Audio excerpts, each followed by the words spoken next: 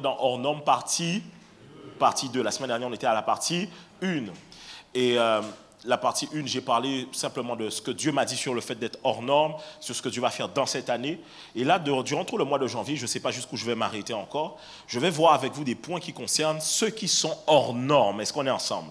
Et on a pris un verset dans Actes qui dit « Voici ceux qui ont bouleversé le monde ». Vous vous en rappelez la semaine dernière?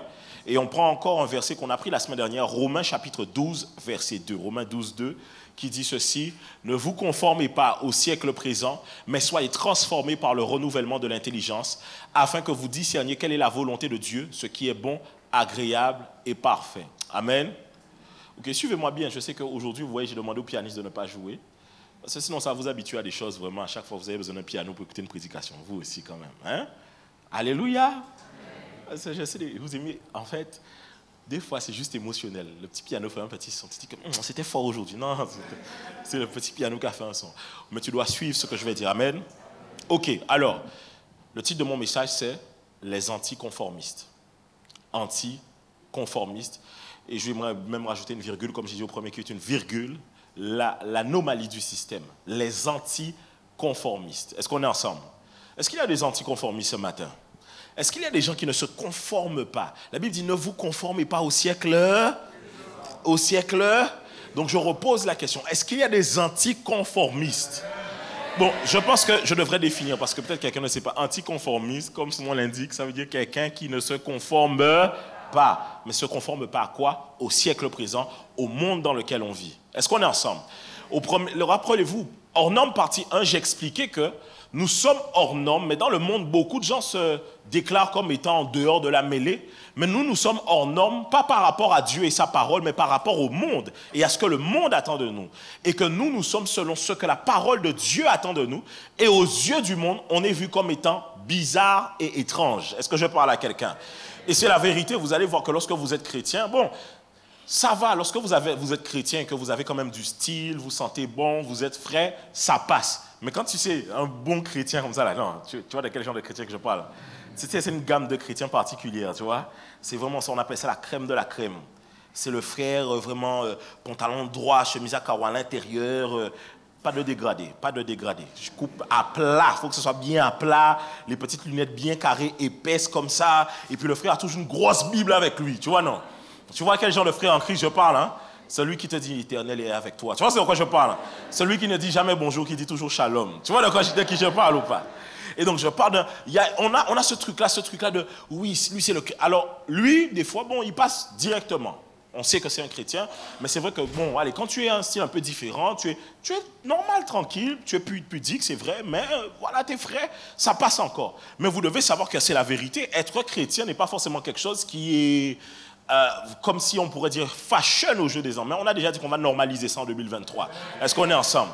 Ce n'est pas quelque chose qui est bien vu. Je te donne un exemple. Lorsque tu es un homme et que tu es au travail, et que tu es entouré d'autres hommes, la pause à midi, il y a forcément un moment.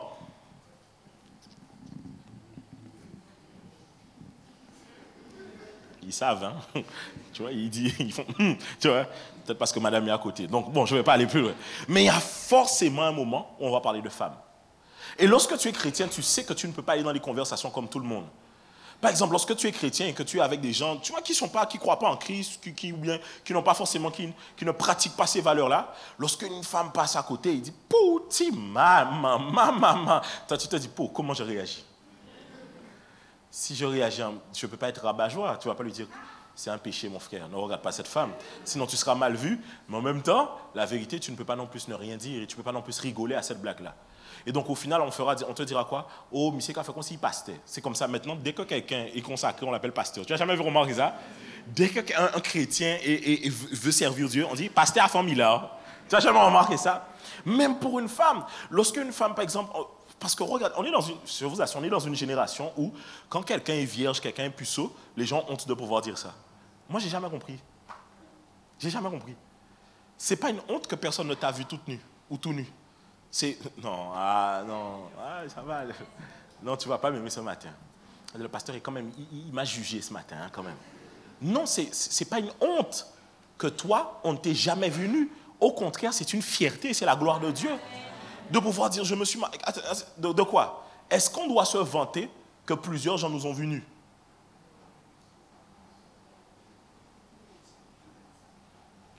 Ah non, vous ne vous rendez pas compte, hein? Et que ce soit homme ou femme, hein, il n'y a aucune gloire là-dedans. À pouvoir dire que oui, beaucoup de gens. Et donc aujourd'hui, on se rend compte que, et la Bible dit ceci, hein, malheur à ceux qui appellent le mal bien et le bien mal. Et donc on se retrouve dans une société où ce qui est bien est vu comme mal, ce qui est mal est vu comme bien. Alors, il y a 10 ans en arrière, les chrétiens et les non-chrétiens tombaient un peu d'accord. Mais même les non-chrétiens maintenant commencent à trouver un peu bizarre que le monde dans lequel on va, n'est-ce pas? N'est-ce pas? À un moment, tu te dis, bon, le monde, c'était drôle il y a 2 minutes, mais là, maintenant, ça commence à devenir un peu délicat. Pourquoi? Toi-même, tu te rends compte que plus on est en train d'aller, plus on va vers des choses où, clairement, profondément au fond de toi, tu ne te reconnais pas. Lorsque je parle d'anticonformistes, je parle de personnes qui, par exemple, lorsque toi, tu es au milieu de certaines personnes, tu sens qu'il y a une dissonance. Tu sens qu'il y a quelque chose qui cloche. Tu sens qu'il y a quelque chose qui ne va pas.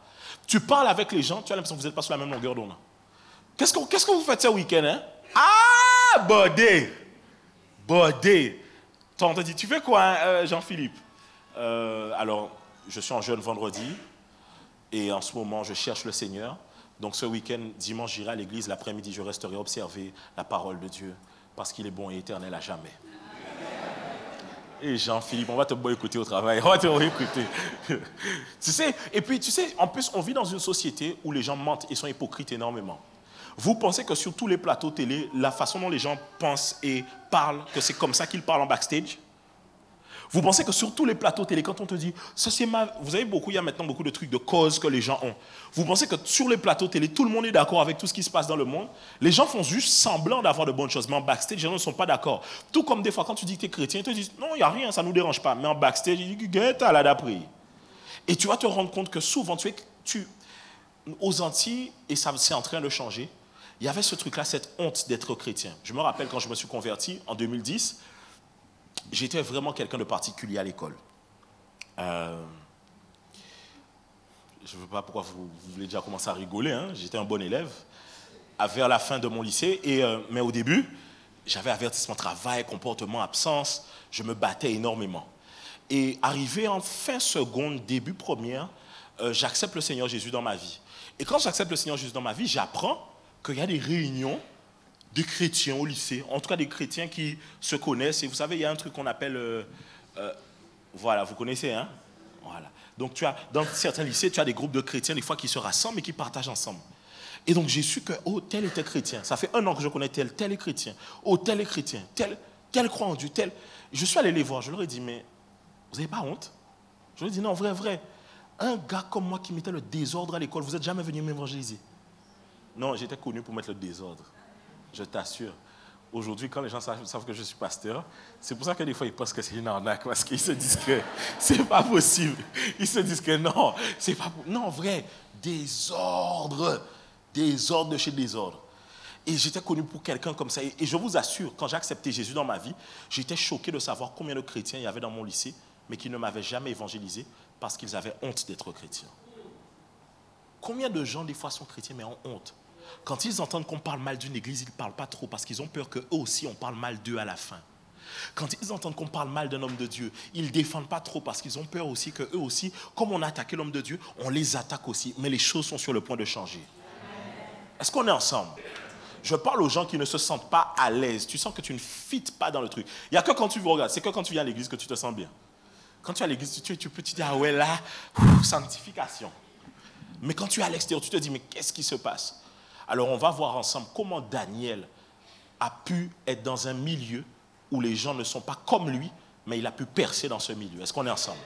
Mon premier point que je veux voir pour vous, vous les anticonformistes, tout premier point, et vous pouvez noter cela, c'est que les anticonformistes ne se laissent pas submerger par la culture qui les entoure. Les anticonformistes ne se laissent pas submerger par la culture qui les entoure. Alors, je vais vous faire un récapitulatif très, très bref de l'histoire de Daniel. On a Daniel, Anania, Michaël et Azaria. Ce sont 4 jeunes hommes qui viennent de Jérusalem. Est-ce qu'on est ensemble? 4 jeunes hommes qui viennent de Jérusalem.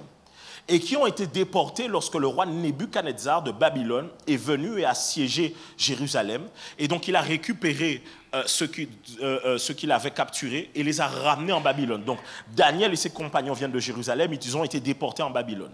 Lorsqu'ils arrivent en Babylone, le roi demande à ses eunuques, bon les eunuques ce sont ceux à qui on a coupé les parties intimes, parce que comme ils étaient dans la cour du roi, par sécurité pour les femmes et les concubines du roi, on leur coupait leurs parties intimes. C'est un bon job, hein, eunuque. Toi de savoir si tu veux postuler. Et donc, on les a ramenés dans la cour du roi, et on voulait savoir, le roi voulait les gens qui étaient nobles, de sang royal. Pourquoi? Parce qu'il voulait les mettre à son service, les éduquer et les mettre à son service. Et le roi va donc dire, pour que je puisse les éduquer, je vais leur donner la nourriture qui est mienne et le vin qui est mien. Ainsi, on va proposer à Daniel et à tous ses amis de manger la même nourriture que le roi. Si on te propose de manger la même nourriture que le président, tu ne diras jamais non, n'est-ce pas? Hein? Jamais. Tu vois, on dit tu manges à l'Élysée, tu dis que jeûne, dévotion, qu'est-ce que ça? Jamais. Je veux manger une bonne... je ne sais pas qu'est-ce qu'ils font là-bas, mais en tout cas, tu veux manger de bonnes choses. Et ce que je veux dire par là, c'est quoi? C'est que Daniel, on l'a ramené pour pouvoir manger les mêmes choses que le roi, pour être élevé par le roi et pour pouvoir siéger à la cour du roi. Mais Daniel va dire une chose.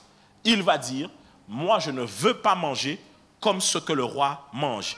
Daniel résolut, il dit quoi? De ne pas se souiller par les mets du roi et par le vin dont le roi buvait.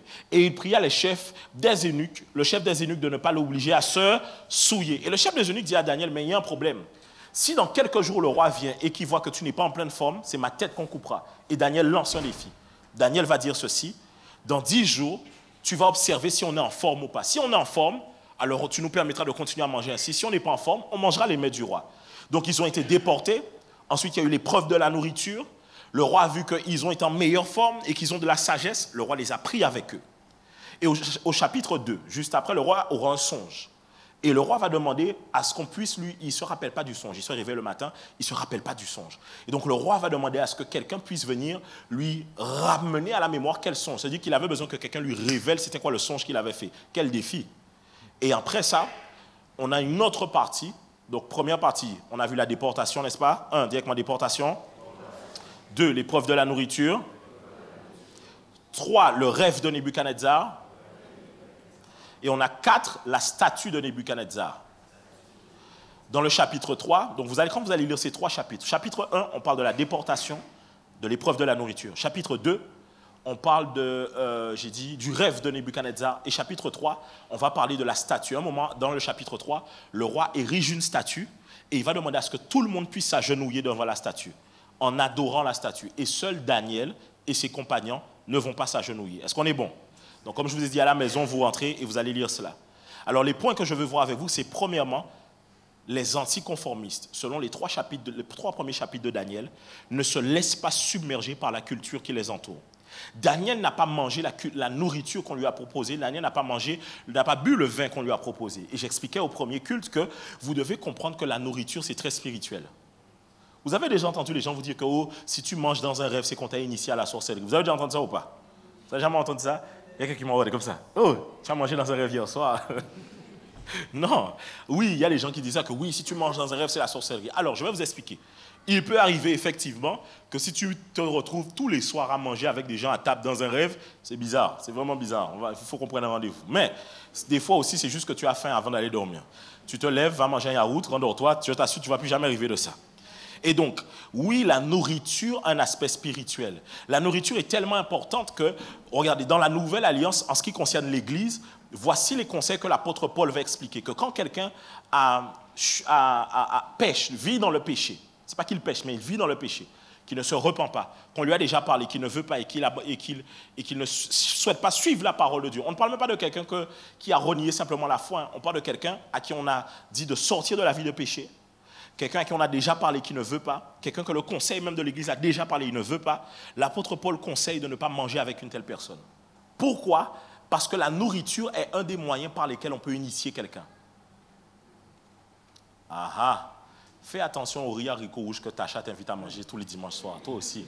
Fais attention, toi tu aimes trop la nourriture.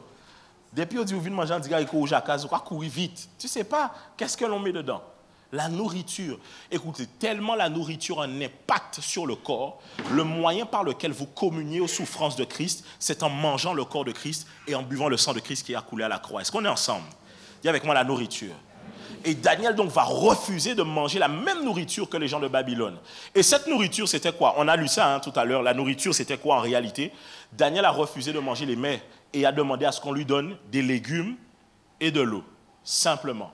Parce que je vous l'ai déjà dit, avant, l'homme ne mangeait pas de viande.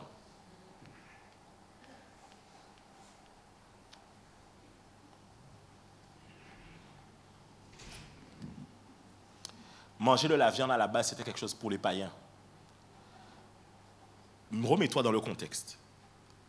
Genèse, Dieu crée les animaux et il dit quoi à Adam? Vous mangerez de tous les arbres fruitiers qui sont dans le... Il ne lui a jamais dit tu prendras le poulet pour en faire un KFC. Jamais. Jamais, jamais. D'après vous, à quel moment l'homme arrive et quand il regarde l'animal, il se dit que la cuisse là est bien odieuse. Parce que les anges vont venir enseigner aux hommes certaines pratiques pour pouvoir être en rébellion à Dieu. La Bible en parle dans le livre de Jude. La Bible dit qu'il y a des anges supérieurs. Quand ils sont descendus sur terre, non seulement ils ont couché avec les femmes, mais ils ont enseigné aux hommes certaines pratiques qui sont en rébellion avec Dieu et enseigné aux hommes l'occultisme. Est-ce qu'on est ensemble? C'est ainsi que vous allez voir que l'une des choses que la Bible recommande, nous ne sommes pas sous la loi, mais dans le livre de Actes des Apôtres, la Bible recommande de ne pas manger le sang. Pourquoi? Parce que dans le sang, il y a la vie. Et donc je viens de dire à quelqu'un, les rêves que tu fais où tu gambades dans des prairies, c'est parce que tu manges trop de poulets qui ont le sang dedans, donc tu revois la vie des poulets qui sont en train de gambader dans les prairies. Est-ce que tu me suis? Dis avec moi la nourriture. Ok, maintenant, comment j'implique ça à notre vie de tous les jours? Ce que je veux dire par là, c'est quoi? C'est que tu dois comprendre que tu ne peux pas te conformer à la culture dans laquelle tu es. Et tu me diras, pasteur, mais je suis guadeloupéen, je suis martiniquais, je suis guyanais, je suis haïtien. Normalement, pasteur, moi, je dois faire comme les choses de ma culture. Alors, la culture n'est pas mauvaise, sauf lorsqu'elle vient en contradiction avec la parole de Dieu. Est-ce que je parle à quelqu'un?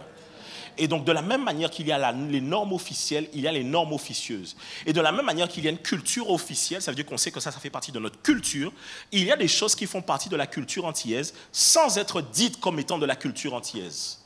Par exemple, les Antillais sont connus pour être des gens qui aiment beaucoup les femmes, n'est-ce pas? Alors ce n'est pas parce que les Antillais sont connus pour aimer les femmes que moi, parce que je suis né aux Antilles, que j'aimerais aussi les femmes, comme il est connu que les Antillais aiment les femmes. Ah, tu ne me suis pas. Ce n'est pas parce qu'on dit que les femmes guadeloupéennes ont la bouche bien... C'est pas moi qui ai dit, hein. Vous avez entendu. C'est pas parce qu'on dit que les femmes guadeloupéennes ont la bouche... Là, tu dis pas... que toi aussi, tu dois te dire, moi, je vais parler aux gens comme ça parce que c'est guadeloupéen, c'est comme ça qu'on parler. Non, la culture ne doit pas te submerger, mais c'est la culture du royaume qui doit prendre le dessus dans ta vie. Pourquoi? Dans ce cas-là, Dieu aura des problèmes avec tous les hommes parce que tous les hommes mettront en avant leur culture. Vous devez comprendre que vous n'êtes pas originaire de la Guadeloupe. Vous avez été envoyé en Guadeloupe, mais pas originaire de la Guadeloupe. Vous êtes originaire de la RDC, pas la République démocratique du Congo, le royaume des cieux. Est-ce que tu me suis ou pas? Et donc vous venez du royaume des cieux et vous avez été envoyé ici-bas sur terre en tant que quoi? Ambassadeur. Et en tant qu'ambassadeur, vous ne pouvez pas devenir... C'est comme si l'ambassadeur des États-Unis, une fois qu'il arrive au Congo, mon gars, c'est fini, le gars devient sapeur. C'est fini, il a fini. Il a changé de vie. C'est fini, il retire les œufs, le bacon, il mange la chikwang. Je ne sais pas si tu connais la chikwang, mais le manioc, il mange, c'est les choses comme ça qu'il mange. C'est comme si l'ambassadeur des États-Unis, quand il arrive ici, le matin, c'est Ziam, Mori, Tinin, c'est des choses comme ça. Non, même si l'ambassadeur des États-Unis arrive ici, il mangera quoi? Des œufs, du bacon le matin. En fait, dans le cliché que l'on a de sa culture. Est-ce qu'on est ensemble? Donc, tu ne dois jamais laisser la culture dans laquelle tu es pouvoir te submerger parce que tu n'es pas de la Guadeloupe. Tu as été envoyé en Guadeloupe. Ton corps, oui, tu es né en Guadeloupe, tu es né dans un hôpital ici en bas, ça c'est la Pointe, Bémao, je ne sais pas c'est où, mais ton esprit il vient d'où? Ton esprit il vient de Dieu.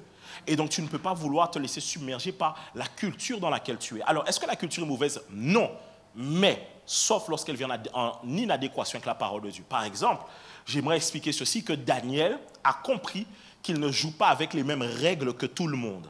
Et donc, vous aussi, en tant que chrétien, vous devez comprendre que dans tous les domaines de votre vie, vous ne pouvez pas faire comme tous les autres.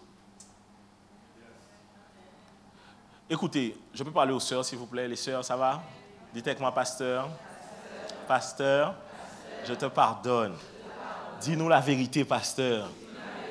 On ne t'en voudra pas. Mhm.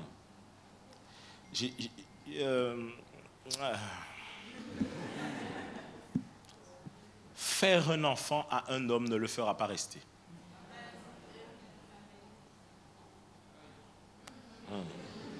Ouais. Lui donner ton corps avant le mariage ne le fera pas rester. Au contraire, le lendemain, il part. Il a déjà eu ce qu'il voulait. Tu as déjà essayé tout comment le monde t'a demandé de faire et ça n'a jamais marché. Pourquoi tu ne sais pas comme Dieu te demande de faire? Vous savez pourquoi vous ne voulez pas faire comme Dieu vous demande de faire? Parce que comme Dieu vous demande de faire, ça demande du temps. Et le temps là, votre âme souffre. Vous, écoutez, faites une introspection en vous-même. Et posez-vous la question, est-ce que je ne suis pas en manque de quelque chose? Qu'est-ce qui fait que malgré la présence de Dieu me touche, je cours toujours pour pouvoir me dire que c'est peut-être un homme qui va remplir mon cœur. C'est peut-être une femme qui va remplir mon cœur. Qu'est-ce qui fait que malgré tout ce que Dieu a pu faire, je suis capable de mettre... Écoutez, je prépare une prédication. Hein. Dans cette prédication-là, je prépare qu'est-ce qui empêche aux Antillais d'être chrétiens. Et l'un des éléments, je dis qu'à chaque fois qu'un Antillais accepte Jésus, un ex revient ou un copain arrive. Tu n'as jamais remarqué que plus tu te rapproches de Dieu, plus tes ex reviennent ou plus quelqu'un arrive dans ta vie? Mais bizarrement, quand il te quitte, tu reviens à Dieu. Il sait qu'est-ce qui se passe?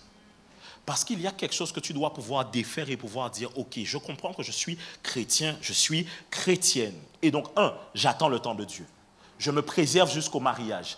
Même si c'est mal vu d'être quelqu'un qui se préserve jusqu'au mariage, alors je me préserve jusqu'au mariage. 2, je ne me donne, peu importe qui viendra devant moi, me proposera quoi que ce soit, je me tiendrai à la règle numéro 1, je me préserve jusqu'au mariage. 3, j'épouserai quelqu'un qui aime Dieu. Comment veux-tu être avec quelqu'un qui n'aime pas Dieu et tu penses que cette personne-là pourra t'aimer? Si ce n'est pas Dieu que cette personne-là respecte, alors ce n'est pas toi qu'elle pourra respecter. Regarde, tu es déjà passé de relation en relation en relation. Et regarde comment tu as déjà beaucoup souffert. Est-ce que ce ne serait pas le temps de pouvoir te tourner radicalement vers Dieu? Tout ce que le monde a à te proposer, est-ce que ça a déjà rempli ton cœur depuis le début? Est-ce que depuis que tu fais ce que le monde... Regarde, je t'assure, hein, à chaque année tu dis, ah ouais, regarde, tu es là parce que tu as pris une résolution. Tu as dit, l'année là, ça, Jésus. Tu as dit ça comme ça. God first, avec pas tant rien, c'est ma Bible, c'est la parole, c'est la présence de Dieu. Chaque nuit, tu as déjà mis les louanges. Quand tu rentres à la maison, tu dis, non, no way, tu vois pas. Mais attends un peu que le carnaval s'intensifie. C'est fini, on sait déjà. Tu vas dire, est-ce que c'est mauvais? Est-ce que je suis obligé de vous dire qu'est-ce que le carnaval? Je ne suis pas obligé de vous... Vous voulez que je vous dise? Non, vous n'allez pas m'attraper là-dessus. On va retrouver sur les réseaux. Ce que je veux vous dire par là, c'est quoi? Ne vous laissez pas submerger par la culture dans laquelle vous êtes. C'est l'une des choses que vous devez comprendre. Ce n'est pas parce que tout le monde boit l'apéro avant le repas que je boirai l'apéro. Ah oui? C'est pas parce que la plupart des hommes trompent leur femme que moi aussi je tromperai ma femme. Ce n'est pas parce que toutes les femmes sont en manque affectif et ont toujours un copain. Il y a des gens, écoutez, j'aimerais que tu poses une question à ton voisin pour moi. Je ne sais pas, j'ai envie d'insister ce matin là-dessus. Dis-lui, voisin,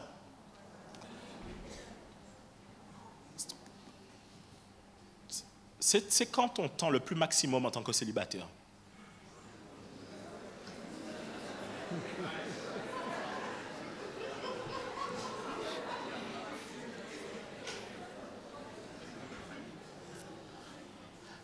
Maintenant, rends-toi compte. Ça veut dire qu'il y a un problème. Tu quittes une relation et tu ne peux pas rester seul. Ton cœur te fait mal. Il te faut un petit message ce soir. Il te faut quelqu'un qui t'envoie des cœurs. Va dormir, éteins le téléphone et va dormir. Tu as des projets le lendemain. Tu as forcément, tu veux que quelqu'un... Mais quel est ce manque que tu n'as pas alors que c'est Jésus qui peut le combler pour toi? Bon, ça paraît un peu has-been, Jésus peut combler ton cœur. C'est parce que tu ne t'es jamais retrouvé dans une situation où il n'y a que Dieu qui peut faire pour toi. Pour l'instant, c'est les hommes qui peuvent faire, mais tu oublies une chose, hein, et je l'ai dit, hein, tu oublies une chose, écoute-moi bien. Si tu meurs aujourd'hui, ton travail te remplacera le lendemain. Ils feront une fiche d'emploi et ils mettront ton nom, ils diront voilà, ils mettront ton poste et ils te remplaceront le lendemain. Ils feront une minute de silence autour d'un café et des croissants, bien évidemment, mais ensuite ils te remplaceront. La personne qui est ta copine, ton copain qui deviendra ton ex. Ne crois pas qu'il va attendre que tu ressuscites. Parce que la Bible dit qu'à la fin, les morts ressusciteront en premier. Non, non, non. Elle ne va pas attendre ça. Elle va refaire sa vie. Alors ce que tu dois comprendre, c'est que tu ne peux pas dépendre des hommes ici-bas sur terre. C'est sur Dieu que tu dois dépendre. Est-ce qu'on est ensemble? Alors, dans le langage même que Daniel a appris, il n'a pas été submergé. Ce n'est pas parce qu'ici aux Antilles, on a la langue grasse et qu'on aime injurier les gens que moi, en tant que chrétien aussi, je le ferai. Ma langue doit être saine, propre, et elle doit bénir les gens. Ce n'est pas parce que les parents qui ont toujours l'habitude de dire à leurs enfants, ou trop couillon, que toi, en tant que parent, tu diras ça à tes enfants. Ce n'est pas parce qu'on... Écoutez, moi, je le dis tout le temps, je suis fatigué. Entier, il faut qu'on arrête je ne sais pas si tous les entiers sont nutritionnistes. Je ne sais pas. Je ne sais pas. Dès que tu vois un entier... Je t'assure, il a vu que tu as pris 500 grammes, 2 kilos, 3 kilos. Dès qu'un entier te voit, tu as grossi. Hein? Oh là là, toi aussi quand même. Tu as maigri, oh là là. Je n'ai pas de miroir quand je me lève le matin. Donc ce n'est pas parce que tout le monde a une manière d'agir que moi aussi, j'agirai de la même manière. Est-ce qu'on est ensemble? Est-ce qu'on est ensemble? Est-ce qu'on est ensemble? Deuxième point, j'aimerais vous dire ceci. La distinction est un signe de royauté. La distinction est un signe de royauté. Tout enfant qui est éligible à la royauté ne sera pas élevé comme les autres enfants, ne mangera pas comme les autres enfants, ne parlera pas comme les autres enfants, ne grandira pas comme eux, n'aura pas la même éducation qu'eux. Pourquoi? Parce que le destin qui s'ouvre à lui mérite une certaine préparation. Et bien souvent, Dieu va te demander de te mettre à part. Et tu vas être frustré de cette mise à part. Tout comme je crois que les enfants qui sont éligibles à la royauté sont des fois frustrés de voir qu'ils ne peuvent pas faire les mêmes choses que leurs camarades de classe. Mais lorsque tu grandis, tu comprends que c'est parce qu'il y a un destin qui est attaché à cette préparation. Alors le Seigneur te met à part dans certaines saisons. Le Seigneur ne te met pas en train de vivre les mêmes choses comme tout le monde. Et même, j'aimerais dire à un chrétien une chose. Les amis, écoutez-moi bien. La plus grande des richesses, c'est d'avoir accepté Jésus dans sa vie et d'être sauvé. C'est d'abord ça. Ce n'est pas parce que les autres, tu vois les autres en train d'avancer dans là actuellement, que tu dois croire que tu es en retard parce que tu ne sais pas qu'est-ce qu'ils ont fait pour se retrouver là où ils sont. Le monde dans lequel on vit, les gens se compromettent énormément pour aller vite. Mais tu ne sais pas si à l'arrivée, ils sont heureux dans leur cœur, au vu des niveaux de compromission qu'ils ont dû faire. Combien de gens ont dû faire beaucoup de compromissions, que ce soit des compromissions sur le plan occulte, le plan spirituel, ou des compromissions d'un plan physique, de l'intégrité du corps. Il y a souvent des femmes qui se plaignent en se disant... Oui, je vois toutes mes amies en train de se marier. Et moi, je ne suis toujours pas mariée. Qui t'a dit qu'elles sont heureuses? Qui t'a dit qu'elles sont heureuses? Qui t'a dit que les gens que tu vois mariés... Écoutez, la Bible dit que le coureur n'est couronné que s'il a couru selon les règles. Cela veut dire que la réussite avec Dieu, c'est la réussite avec Dieu selon ses règles à lui. Et donc, ce n'est pas parce que tu vois des gens à côté de toi qui sont en train d'accomplir des choses qu'ils sont déjà plus loin que toi. Au contraire, des fois, ils sont en retard. Et toi, il y a un travail qui se fait à l'intérieur, dans le secret, et qui est caché. Je parlais à quelqu'un la dernière fois, je lui disais, est-ce que tu sais comment un bambou pousse? Un bambou ne pousse pas du jour au lendemain. Il peut prendre jusqu'à 3 ans pour pouvoir étendre ses racines. 3 ans. Mais il prend jusqu'à 6 mois, 3-6 mois pour atteindre sa taille maximale une fois qu'il sort de terre. Ça veut dire quoi? Il a pris le temps de s'enraciner le plus possible et il a accompli en très peu de temps ce que beaucoup de gens font en beaucoup de temps. Ça ne sert à rien de se précipiter pour rentrer dans certaines choses. Ça ne sert à rien de se précipiter dans la carrière, de pouvoir se compromettre, de mentir, de marcher sur les autres. Et au final, tu ne dors pas bien la nuit parce que tu sais le mal que tu as fait. Écoutez, lorsque vous avez triché un examen, vous ne vous réjouissez jamais quand vous apprenez que vous l'avez eu. Non. Tu m'as dit, oui, il faut faire un truc quand même parce que sinon on va te trouver bizarre si tu ne fais pas un oui. Mais tu sais au fond de toi que tu as des... En fait, tu sais, toi tu sais. L'examen c'est. Les anges savent. Jésus même t'aura chaque dimanche à l'église. Tout le monde sait que tu as triché. Mais les autres ne le savent pas. Et tu le sais au fond de toi. Même lorsque j'écoutais quelqu'un qui disait, vous savez, des fois, par exemple, lorsqu'on parle de certains objets précieux et que les gens ont des contrefaçons, il n'y a aucune fierté des fois. Tu ne préserves pas les choses qui sont contrefaites. Regarde les chaussures contrefaites que tu as déjà achetées dans un certain marché en France. Là. Tu n'en prenais pas soin à un certain moment. Pourquoi? Tu savais que c'était contrefait. Alors, la réussite que tu veux avoir, est-ce que ça doit être une réussite qui est contrefaite? Est-ce que ça va être une réussite parce que tu t'es compromise?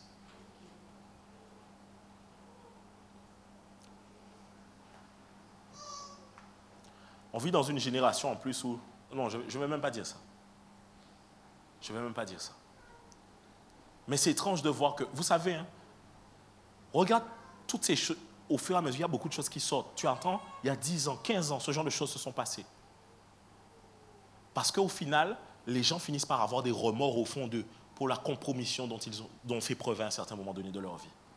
Avec Dieu, ça prend du temps, c'est vrai. Quand tu vas chez le gars des affaires, tu t'assois. En général, le lendemain ou en semaine, là, travailler la fête. Mais est-ce qu'il n'y a pas des souffrances dans la famille? Quand quelqu'un fait appel aux forces occultes pour sa famille, malgré toute la richesse qu'il peut avoir, la souffrance rentre dans cette famille. Les gens commencent à vivre des choses étranges dans cette famille. Les gens meurent bizarrement dans cette famille. Les gens vivent dans des conditions, eux tous, vous voyez qu'ils prennent le même chemin. Pourquoi? Parce que lorsqu'on fait alliance avec le monde occulte, il y a forcément un retour. Il y a forcément un prix à payer. La Bible dit que c'est la bénédiction de l'Éternel enrichit et ne se fait suivre d'aucun chagrin. Ça veut dire que quand Dieu donne, tu es heureux après que Dieu puisse t'avoir donné. Et tu ne regardes pas ce que Dieu t'a donné comme si ton cœur te pince. Comme si ton cœur te pince. Dis avec moi, la distinction est un signe de royauté. Daniel était différent des autres, mais c'était le signe que réellement il était appelé à la royauté. Mon prochain point pour vous, c'est que les anticonformistes sont prêts à tout perdre par fidélité à Dieu. Prêts à tout perdre par fidélité à Dieu. Et là, j'ai envie qu'on puisse lire Daniel chapitre 3. On va lire du verset 1 à 5. Ensuite, je te dirai Daniel 3, 1 à 5. J'aimerais qu'on puisse lire tous ensemble. 1, 2, 3. Le roi Nebuchadnezzar fit une statue, allons-y, haute de 60 coudées et large de 6. Il la dressa dans la vallée de Dura, dans la province de... Le roi Nebuchadnezzar fit convoquer les satrapes, les intendants, les gouverneurs, les grands juges, les trésoriers, les jurisconsultes, les juges et tous les magistrats des provinces pour qu'ils se rendissent à la dédicace de la statue qu'avait élevée le roi. Avançons.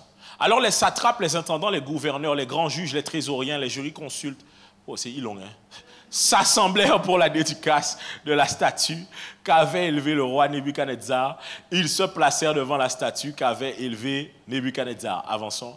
Un héros cria à haute voix, « Voici qu'on vous ordonne, peuple, nation, hommes de toute langue. Voici ce qu'on vous ordonne. Au moment où vous entendrez le son de la trompette, du chalumeau, de la guitare, de la sambuc, du psalterion, de la cornemuse et de toutes sortes d'instruments de musique, vous vous prosternerez et vous adorerez la statue d'or qu'a élevée le roi Nebuchadnezzar. » On arrive au verset 5. Ok, maintenant on va aller plus loin au verset 8. Verset 8. À cette occasion, et dans le même temps, quelques Chaldéens s'approchèrent et accusèrent les Juifs. C'était qui? C'était Daniel et ses compagnons. Ils prirent la parole et dirent, « Ô roi Nebuchadnezzar, vis éternellement. Tu as donné un ordre d'après lequel tous ceux qui entendraient le son de la trompette au chalumeau, du chalumeau, de la guitare, de la sambuc, du psalterion, de la cornemuse et de toutes sortes d'instruments, devraient se prosterner et adorer la statue d'or. Et d'après lequel quiconque ne se prosternerait pas et n'adorerait pas serait jeté au milieu d'une fournaise ardente. Or, il y a des Juifs à qui tu as remis l'intendance de la province de Babylone, Shadrach, Meshach et Abednego, hommes qui ne tiennent aucun compte de toi, ô roi. Ils ne servent pas tes dieux et ils n'adorent point la statue d'or que tu as élevée. Avançons.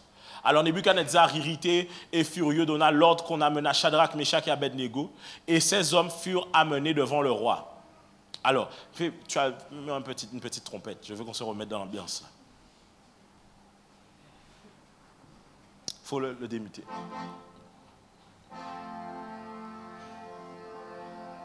Bon, j'ai besoin d'un frère pour faire la statue. Viens, Christophe, viens.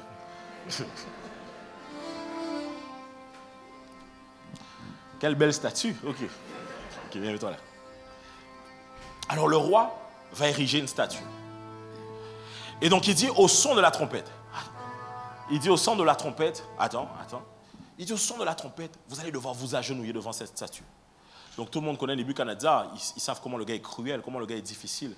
Donc dès qu'ils entendent le son de la trompette, les gens s'agenouillent instinctivement. Sauf que, tu sais, et c'est là où je disais ça,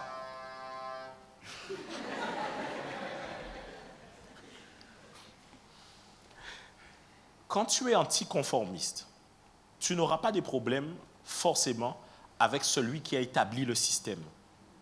Tu auras des problèmes d'abord avec ceux qui sont soumis au système.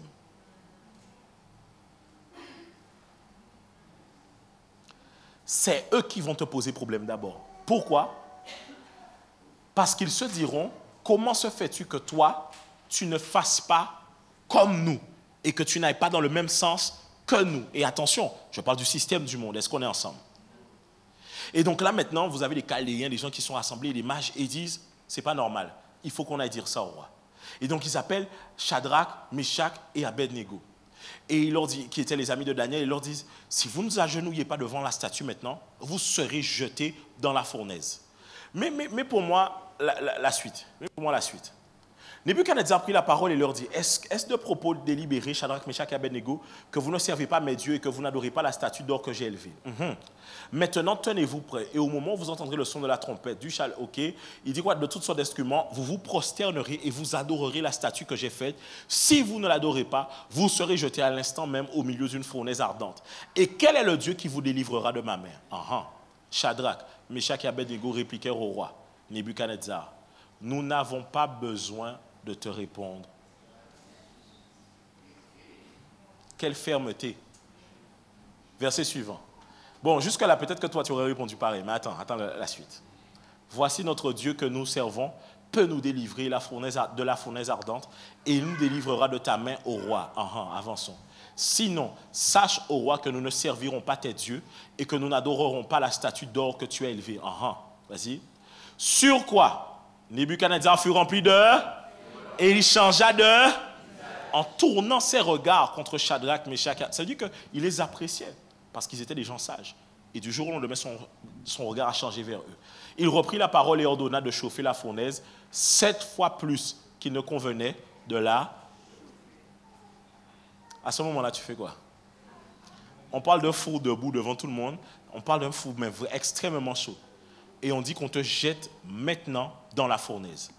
La fournaise, c'est quoi? La fournaise, c'est le fait de te dire, si tu ne mens pas à ses clients, tu perds ton travail. Si tu ne mens pas sur les chiffres de comptabilité, tu perds ton travail.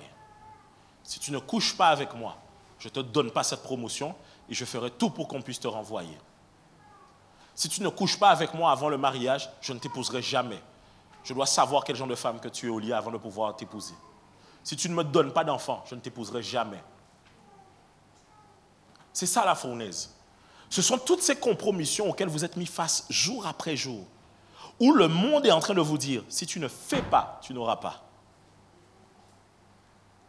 Alors ma question, c'est combien de chrétiens tiennent ferme réellement devant la fournaise?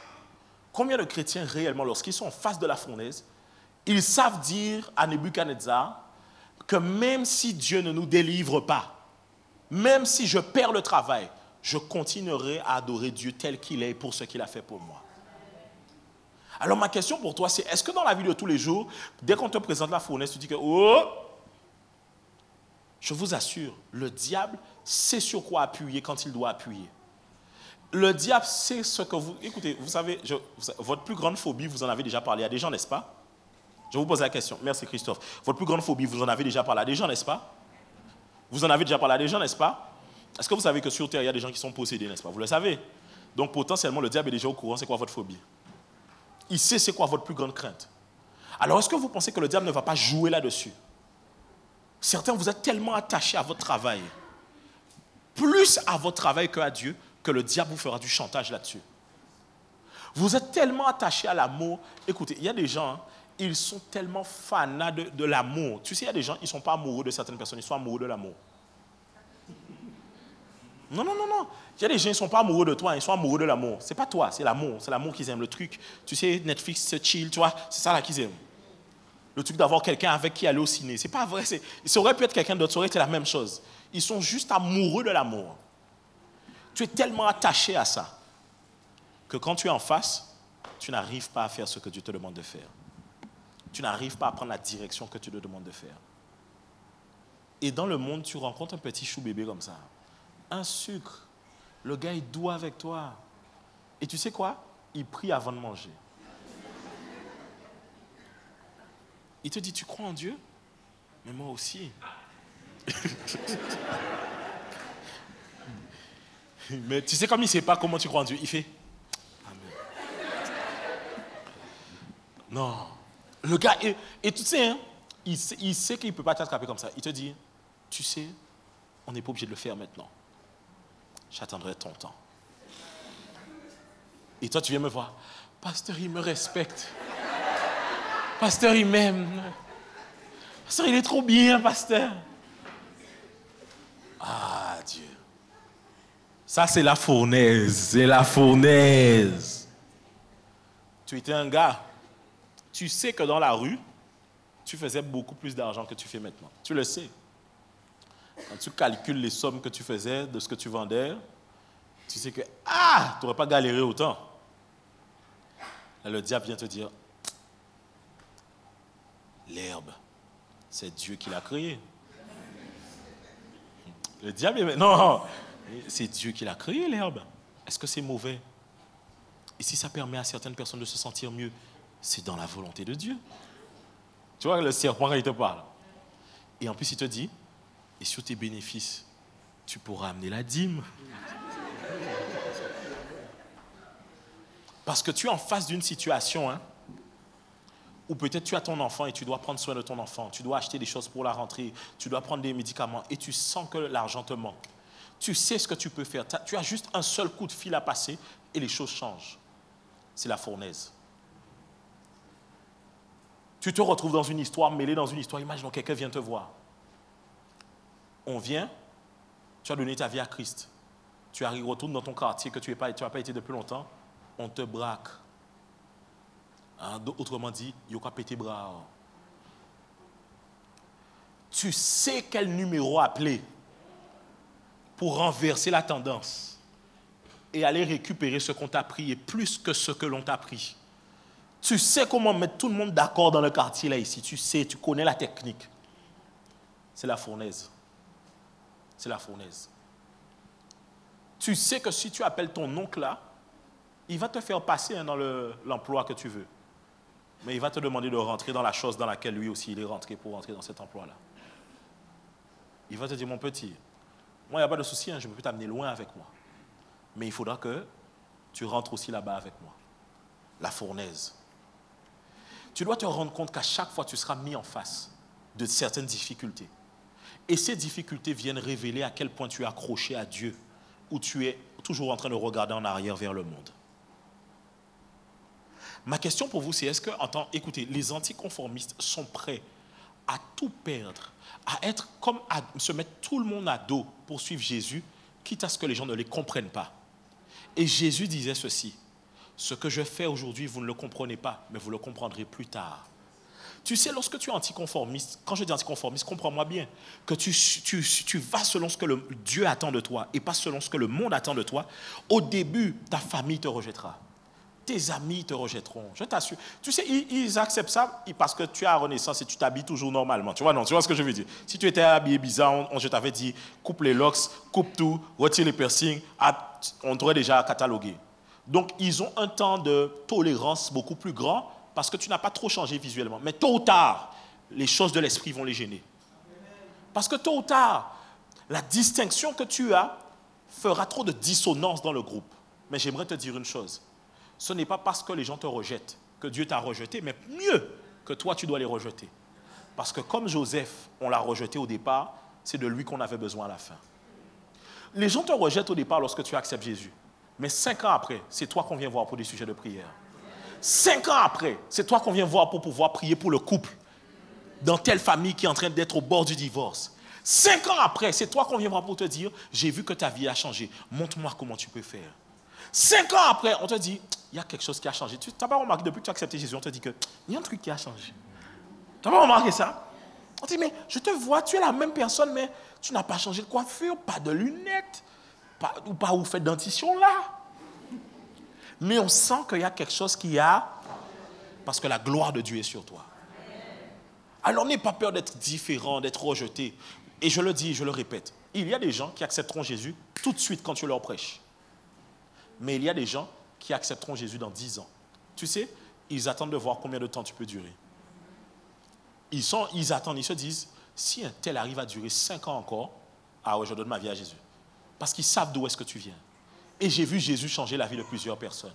J'ai vu Jésus transformer des gens qui étaient dans le crack, dans la drogue, des prostituées, des gens qui étaient dans énormément de choses. J'ai vu Jésus transformer leur vie. Et ça, le monde ne le comprend pas.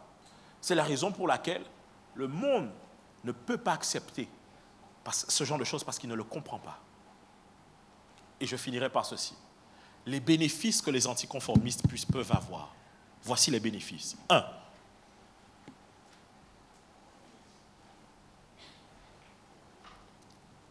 Premier point, ils ont accès au conseil de Dieu. Ils ont accès au conseil de Dieu. Alors, quand je parle, non, ce n'est pas au conseil de Dieu au pluriel, hein, c'est le conseil. Au conseil de Dieu.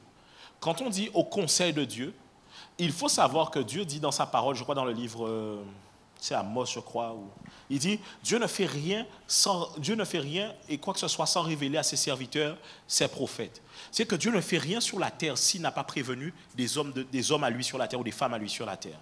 C'est-à-dire que Dieu a des gens par qui il donne les informations sur ce qu'il va accomplir. Et donc celui qui ne vit pas selon le monde arrive à se mettre tellement à part que Dieu le prévient déjà sur ce qu'il va faire. C'est ainsi qu'il y a beaucoup de choses. Lorsque tu décides de marcher comme là où Dieu t'attend, tu as déjà un coup d'avance sur la plupart des gens. Parce que tu sais déjà, hein, quand tu marches avec Dieu, tu sais déjà qu'il va te trahir. Ouais. Dieu t'a déjà dit. Vous pensez que Jésus n'était pas au courant que c'était Judas?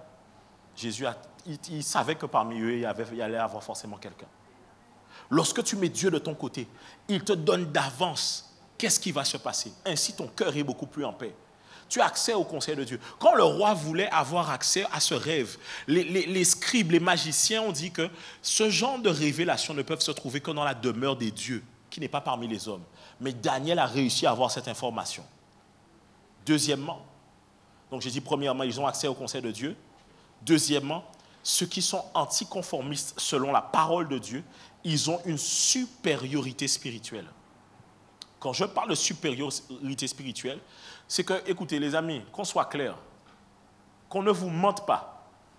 Si votre bébé, je parle à une maman, même un papa, tu as un enfant, tu accouches, ta femme accouche ou toi tu accouches de ton enfant, que ton enfant arrive dans sa chambre à coucher et il est dans son berceau, et que demain ton enfant, on lui dit, qui est-ce que tu pries pour rendre grâce à la vie que tu as donnée? Ou bien à qui vas-tu rendre grâce pour la vie à qui tu as donné? Normalement, l'enfant doit se tourner vers ses parents, n'est-ce pas? L'enfant dit, le berceau qui m'a porté pendant tout ce temps. L'enfant dit, ma chambre à coucher dans laquelle je suis depuis tout longtemps. Parce que réellement, vraiment, les draps roses étaient trop beaux.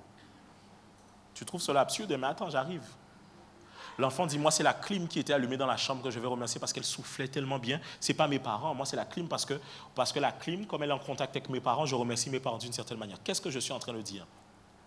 Vous avez une supériorité spirituelle parce que vous êtes en contact direct avec Dieu. Qu'on ne vous mente pas. La terre a été créée comme un environnement pour l'homme. Pas pour que l'homme aille adorer l'arbre que Dieu a déposé pour lui. Pas pour que l'homme aille adorer la rivière que Dieu a déposée pour lui. Pas pour que l'homme aille adorer la terre que Dieu a déposée pour lui. La terre est un environnement. La terre n'est pas ton créateur. La terre est une créature comme toi. Ça n'a pas de sens de pouvoir se dire que pour pouvoir adorer Dieu, je vais passer par beaucoup d'intermédiaires pour pouvoir aller. Jésus-Christ nous a donné un accès direct au travers de la croix, au travers de son sacrifice. Quand tu es en Christ, je t'assure, c'est pour ça que je dis aux chrétiens, écoutez, chrétiens, vous ne pouvez pas avoir peur de garder des affaires. La seule chose qui est dérangeante, c'est que parfois ils sentent mauvais. Sinon, c'est tout. Mais vous ne pouvez pas avoir peur de garder des affaires. Pourquoi? En toi, tu as l'esprit supérieur. La Bible dit, ne savez-vous pas que votre corps est le temple du Saint-Esprit? Si Dieu habite en toi, comment tu fais pour avoir peur de garder des affaires? Comment tu fais un sorcier? Oh, pasteur, il y a un sorcier dans mon quartier. Et après, il n'y a pas un chrétien dans le quartier? Il n'y a pas un enfant de Dieu dans le quartier? Ok, d'accord. Un chien donne un chiot. Un chat donne un chaton. Un enfant de Dieu est un... Non, tu vois? Vous savez, c'est là où les gens ne comprennent pas ce qu'ils disent. En cette Timoun Mondier. Ça veut dire quoi en cette Timoun Mondier? Ça veut dire que tu es un Dieu aussi.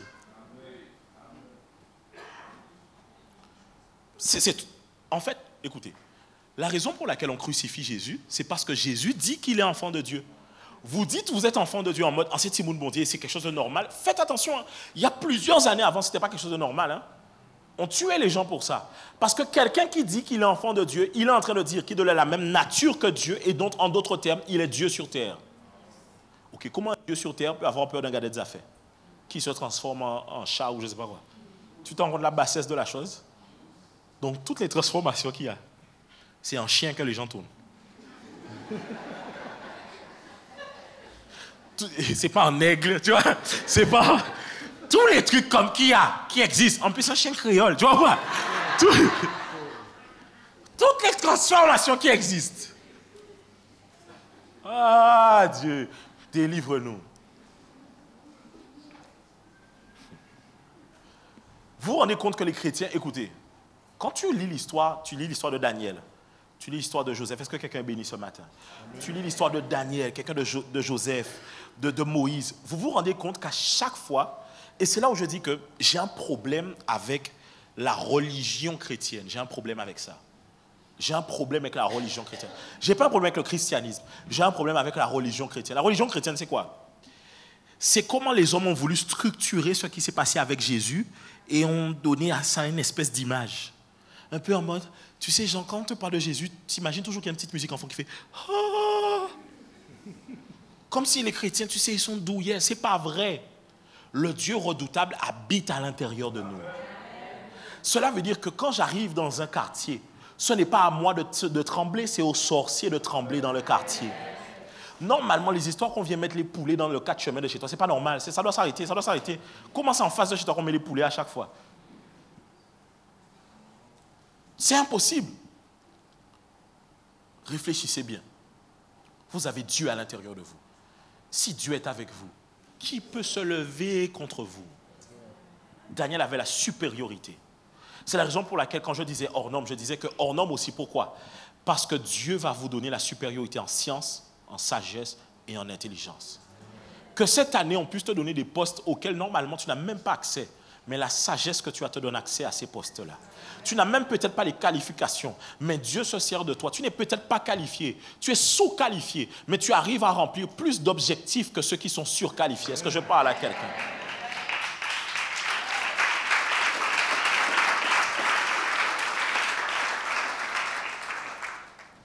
Je veux que vous puissiez comprendre, les amis, que quand on lit l'histoire de Daniel, à chaque fois, chaque épreuve que Daniel vivait était une épreuve pour que le roi puisse rendre gloire à Dieu. Chaque épreuve que tu vis est une épreuve pour que les hommes puissent attester que Dieu est avec toi. Rends gloire à Dieu aux épreuves, parce que les épreuves seront la publicité par laquelle Dieu va passer pour faire éclater sa gloire. Tu es en train de te demander, mais pourquoi c'est moi je vis à chaque fois ce genre de choses? C'est une bonne chose, parce que les gens viendront te voir et te diront, au fait, ta situation là, comment ça s'est terminé? Quand tu leur racontes, ils disent, c'est pas possible. Et tu diras, c'est normal, ce qui n'est pas possible est possible pour Dieu. Anticonformiste. Je ne vais pas dans le moule de tout le monde. Je ne fais pas comme tout le monde. Je me consacre, je marche dans la sanctification. Je vous assure, hein, quand vous vous mettez à part comme ça, Dieu déverse des grâces et des faveurs sur vous. La vie chrétienne, il est vrai que, je ne vous mens pas, c'est la vérité, ce n'est pas simple.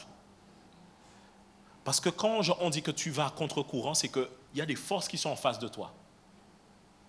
Si tu acceptes Jésus, regarde aujourd'hui, là, tu acceptes Jésus aujourd'hui. Même si moi, je ne te prêche pas sur le carnaval, le Saint-Esprit le fera. C'est-à-dire que quand tu retourneras à la réunion, toi-même, tu te sentiras mal à l'aise. Tu diras, il y a un truc qui cloche. Moi, je connais des gens ici, quand on leur a dit ça, ils m'ont dit, jamais, pasteur Ambé, arrêtez ça, jamais. Suivez mon regard. Jamais. Mais aujourd'hui, c'est eux-mêmes qui se sont dit, c'est pas pour moi. Mais tu sais, tu vas devoir maintenant te justifier devant tout le monde. Pourquoi tu vas pas au carnaval? Et quand tu vas leur dire, je ne vais pas au carnaval parce que je crois en Dieu.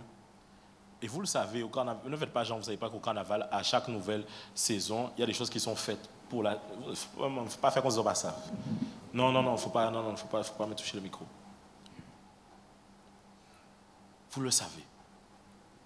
Quand tu acceptes Jésus maintenant là, ton copain, il te dit, Tacha, passe à la maison ce soir. Tu dis pourquoi? Il t'envoie une aubergine. Tu as compris? Les parents n'ont pas compris. Mais toi, toi, tu as compris. Il t'a mis la pêche à côté. Et les gouttes d'eau, tu vois? Les parents n'ont pas compris, mais toi, tu as compris. Et tu te dis, mais je ne peux pas. Je ne peux pas parce que quand tu acceptes Jésus dans ta vie, écoutez, tout le monde n'est pas enfant de Dieu, on le devient. Quand tu acceptes Jésus dans ta vie, le Saint-Esprit vient habiter à l'intérieur de toi. Et c'est lui qui te convainc de péché, de justice et de jugement. Si tu acceptes Jésus aujourd'hui, tu retournes au travail demain, ta collègue là qui te parle mal, tu auras envie de lui parler mal, mais tu sens que le Saint-Esprit te dit, tais-toi. Tu vois, le tel bitin maman, il est là. Il veut sortir, mais il te dit, tais-toi. Et bénis. Bénis la personne qui est en face de toi. C'est sûr que ce n'est pas simple. Parce que tu n'es pas dans les mêmes règles que tout le monde. Au travail, les gens mentent. Tu dois dire la vérité. Les gens couchent. Toi, tu ne peux pas le faire. Tu vas te dire que c'est difficile. Ça me met à part. Tu sais que quand tu acceptes Jésus, il y a des fêtes familiales où tu ne vas plus. C'est la vérité. Est-ce que c'est interdit d'aller dans des fêtes familiales? Non. C'est ça que les gens ne comprennent pas. Ce n'est pas que c'est interdit. Mais c'est que tu te connais. Quand tu vas voir la table avec tous les alcools qui sont à 1000 là comme ça, là, tu sais que ta tête va tourner. Et tu sais qu'il y a toujours un oncle qui veut te forcer à boire. Et donc tu vas devoir te dire, purée, il y a la fête, je vais y aller. Mais à une certaine heure, je rentre. Tu seras vu bizarrement. Oui, mais tous les temps que tu prenais à vaciller dans l'alcool, tu pourras les prendre pour avancer sur tes projets. Tu pourras les prendre pour consolider ta relation avec Dieu. Tu pourras les prendre pour pouvoir passer du temps avec ta famille. Parce que j'aimerais vous dire ceci, je termine là-dessus. Je l'ai déjà dit et je le répéterai encore. Vous pouvez essayer de vous discipliner comme vous voulez. Il y a certains travers au fond de vous. Il n'y a que Dieu qui peut les changer. Je ne parle pas des travers que le monde peut changer. Je parle de ces choses pour lesquelles, quand tu y réfléchis, tu as honte de toi-même. Quand tu réfléchis à « purée, j'ai parlé comme ça », tu as honte de toi-même. J'ai agi comme ça, tu as honte de toi-même. Ces choses que en fait, tu sais que ce n'est pas bon, mais tu n'arrives pas à le changer. Cette colère que tu as en toi, qui fait que tu frappes les gens avec qui tu vis, tu n'arrives pas à le changer. Tu es devenu colérique. Chaque fois, tu lèves les mains sur ta femme. Tu ne sais même pas comment tu fais pour arriver là. Il n'y a que Dieu qui peut changer ça à l'intérieur de toi. Il n'y a que Dieu qui peut te délivrer. On peut te dire tout ce qu'on veut. Quand ça arrive sur toi, tu ne sais même pas comment contrôler les choses. Ce n'est qu'à la fin que tu te rends compte de tout ce qui s'est passé. Tu es peut-être une femme ici ou un homme. Tu ne sais pas pourquoi, dès que tu vois le sexe opposé, ou même peu importe, tu as envie de te donner. Tu as envie de te donner. Tu n'arrives pas. Il n'y a que Jésus qui peut te sortir de cela. Le monde dans lequel on vit vous fait croire qu'ils sont heureux. Ce n'est pas vrai. Ce n'est pas vrai. C'est le soir couché. Si on pouvait savoir les pleurs et les larmes que les gens ont le soir sur leur lit avant d'aller dormir, c'est là où vous saurez si les gens sont réellement heureux. Croyez-moi, beaucoup de gens, si on leur avait prêché l'évangile, ils auraient accepté Jésus depuis longtemps. Aujourd'hui, je vous ai prêché le fait d'être hors norme en tant que chrétien, mais le fait de pouvoir vous dire à vous aussi qui êtes là et qui n'avez pas encore accepté Jésus, vous avez la possibilité d'être différent du monde dans lequel on vit. C'était mon message pour vous.